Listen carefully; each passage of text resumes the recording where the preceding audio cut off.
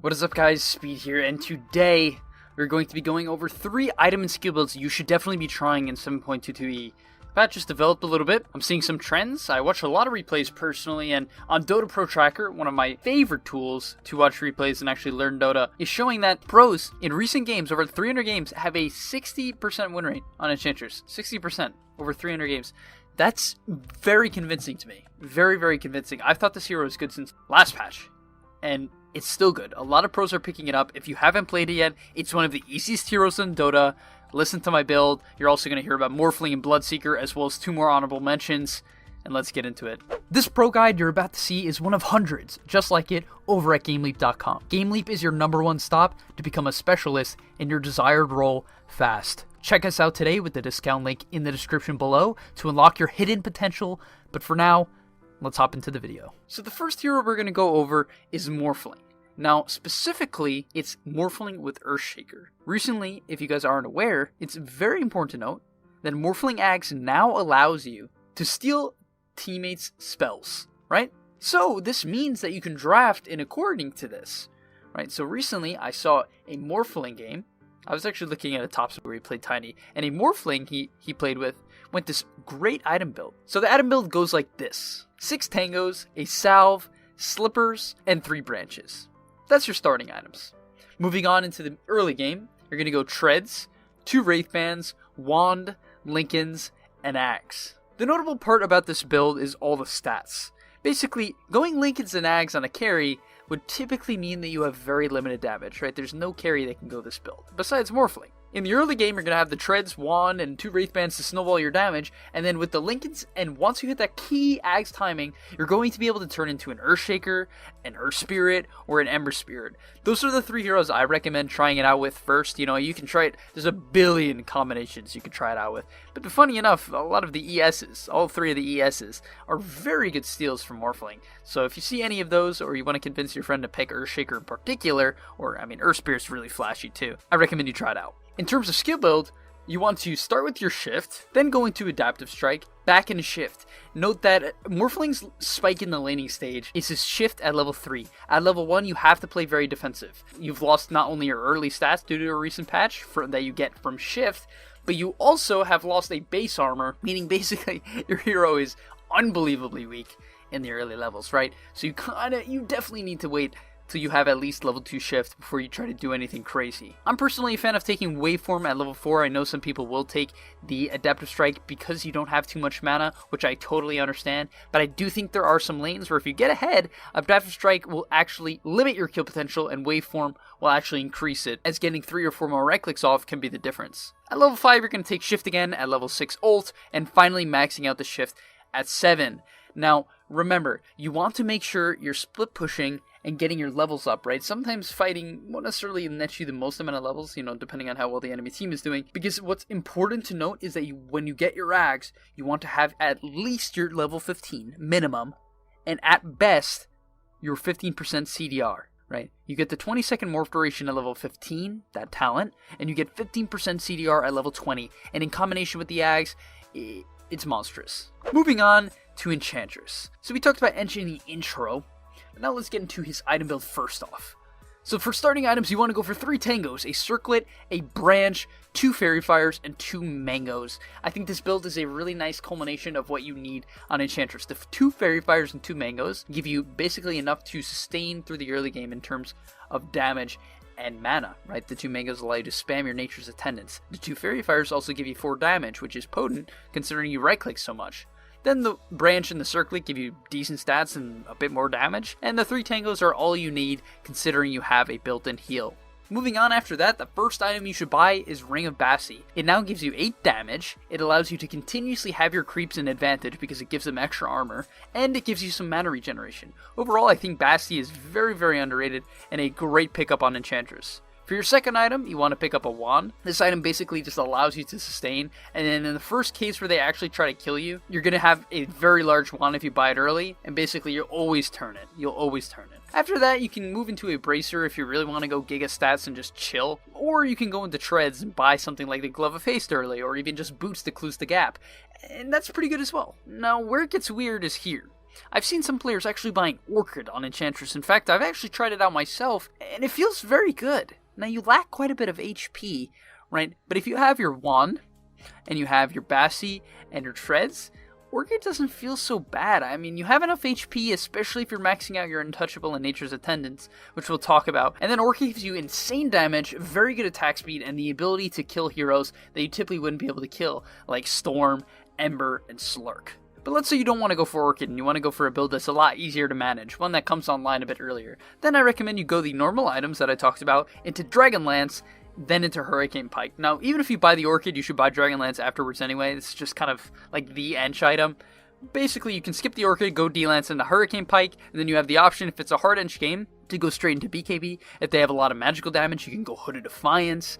Or, if you're feeling it, you can go Dragonlance straight into Ags, into Moonshard, and this is a very, very high DPS build. But do consider that if you haven't used Hurricane Pike Ench yet, it is one of the best part of her kit.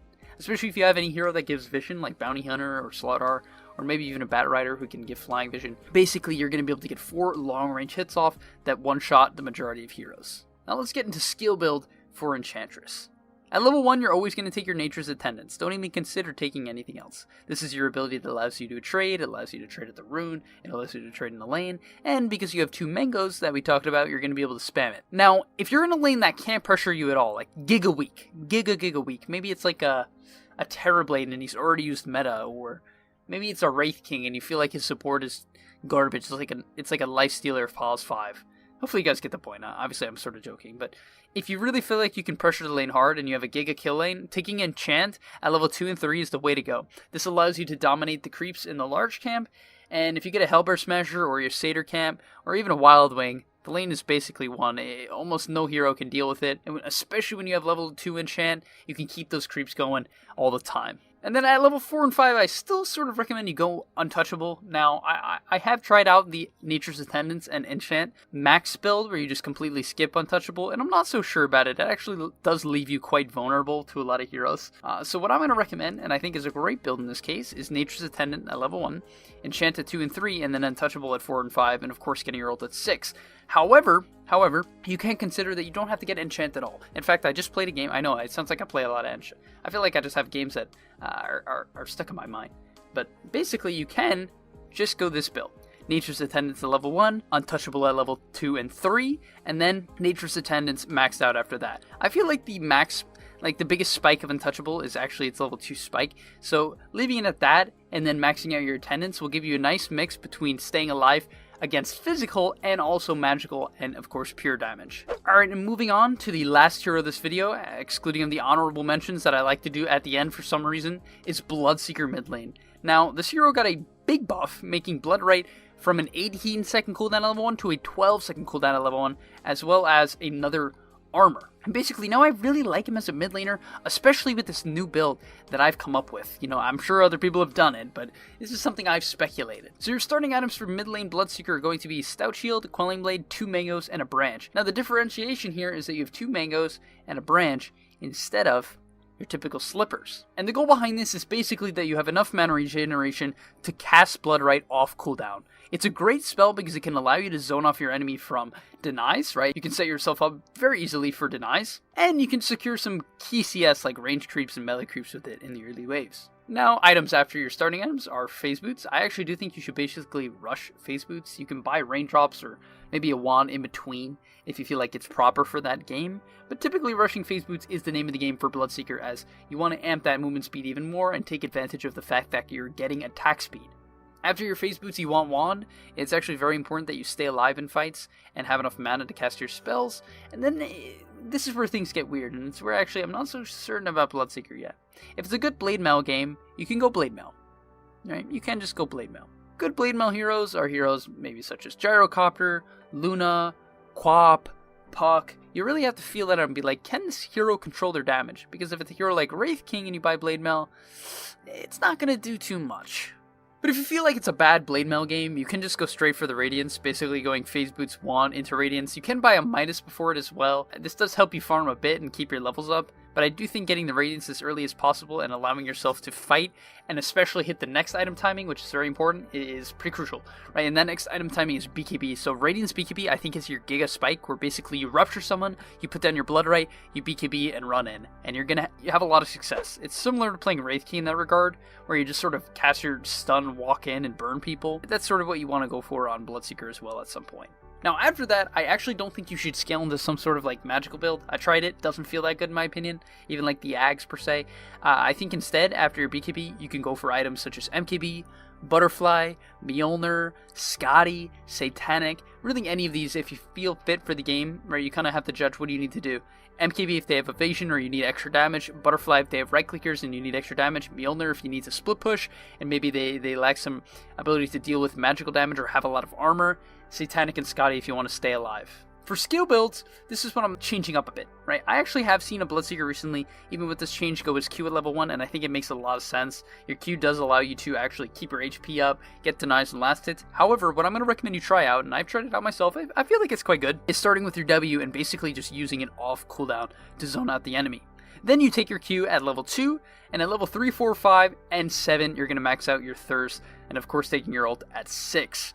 Right? After you max your Thirst, you're going to max out your Blood Right and move on from there, right? And I think this is kind of what will help you with Bloodseeker, because basically in the early laning stage, you have two of the better laning abilities now, your Q and your W. And being able to throw down the Blood Right and then rage yourself is very potent in the laning stage. It does a lot of damage and heals you for high amounts. Alright, and the two honorable mentions I want to go over for all you support players, because I know I listed 3 cores, but for supports, if you're looking for some fun supports to play, I recommend Skywrath Mage. I know I've been talking about this hero for a while now, but I think he's still very good. Taking Concussive or your Q at level 1, you're going to do very well in the lane. He got a 25 attack range buff last patch. Super strong laner in my opinion. And the build you should go is Null Talisman, 2 Crowns, Atos, and a Glimmer or Ags. Obviously you can fit boots after your Atos. Just to make sure you keep up that movement speed. And the final one is Ogre Magi. If you haven't tried out Midas Ogre Magi, a ton of fun. I mean, you just gotta try it out. It's actually a blast. In fact, you can play it as a mid laner, off laner, even a safe laner if you're a Psycho. And basically, you can go the Midas into Aether into Ags, and if you multicast your Midas, you get a ton of farm. And it's I don't know. It's really just so much fun. So if you just want some fun and you're tilting out of your mind, go into Unranked, pick Ogre, and run down mid. Alright, thank you guys for watching. If you enjoyed, please do like and subscribe. Let me know which of these heroes you think is the best of this patch, or if there's anyone in particular that I'm missing. Because I might be missing something. So let me know. Thanks for watching. Are you tired of being hard stuck at your rank? Over at GameLeap.com, we have a library of hundreds of guides authored by pro players and coaches covering literally every aspect of Dota. Whether you're looking to master a new hero or role, or just polish up your existing skills, GameLeap is the proven place for competitive gamers to hone their craft and unlock their secret potential. Hit the link on screen right now to take advantage of our special offer for a 25% discount, guys. 25%, and start your journey today.